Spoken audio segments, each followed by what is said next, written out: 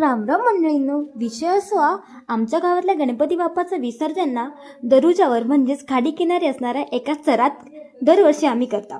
तर याही वर्षी सर्व मंडळी आपापल्या बाप्पा घेऊन ठरलेल्या जागेवर म्हणजेच विसर्जनाच्या स्थळी इली आणि बाप्पा का एका लाईनीत विराजमान केल्याने आणि नंतर मग उत्तर पूजा करू का सर्व मंडळींनी सुरुवात केल्याने. जशी उत्तर पूजा संपली तशी वेळीनी शेवटची आरती म्हणायची. तर गावकरी मंडळींनी सगळ्यांनी सूर धरीत शेवटची आरती अगदी जल्लोषात म्हटल्याने. तर मंडळींनी तुमका एक खरा सांगू काय, गणपती सण ना ह्यो कोकणी माणसासाठी एवढं महत्त्वाचं की त्यानिमित्तान सर्व चाकरमानी मंडळी गावात येता आणि सुखसुखाट असलेल्या गावात एक नवीन उजाळी येता. शांत असणारं गाव असो गजबजता आणि खरा म्हणसाल तर गावाका गाव पण येता. तर असो आरती म्हणून झाले आणि नंतर घालणं टांगण म्हणून झाल्यानंतर ह्या पोरांनी बाप्पाचं जय जयकार केल्याने घोषणा दिल्यानी. नंतर मग गावकऱ्याचं कारण ज्याची सगळ्यांका आतुरतेने वाट होती.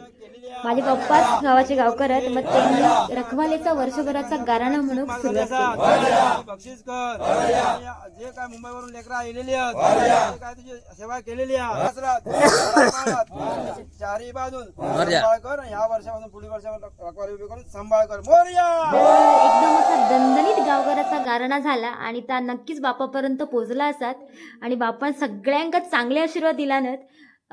त्याच्यानंतर मग वेळ इली ती विसर्जनाची.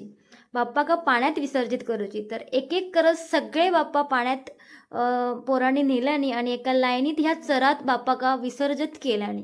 तर आणि विसर्जन झाल्यानंतर पाण्यातले दगडी पाट्यावर घेतला आणि त्याच्यानंतर साईडकाच मी हय फुलारो सगळं पाण्यात सोडून देत होते आणि जी काही फुला वापरलेली होती ती सोडून दिले पाण्यात. आणि इकडे मंडळींनी गणपतीची सावनी जी फळा ठेवलेली असतात त्याची प्रसादी केल्याने आणि सगळे वाटूक लागले. लाईनीत एक एक करून प्रसादी घेत होते आणि हय मी माझ्या अंगात जरा किडे होतवलंय, तर मी मोठी मोठी फळा आणि काकडे पळवलंय आणि तोसा खायत खायत घराच्या दिशेने निघालंय.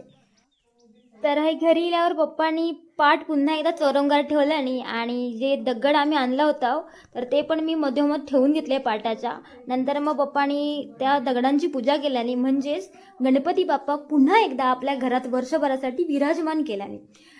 अशा प्रकारे गणपती विसर्जन अगदी जल्लोषात पार पडला आणि कधीच्या कधी हे बाप्पाचे 11 दिवस निघून गेले काही कळलंच नाही. तर मंडळींनो, अशा प्रकारे आपल्या विसर्जनाच्या ब्लॉगची सिरीज ही संपली.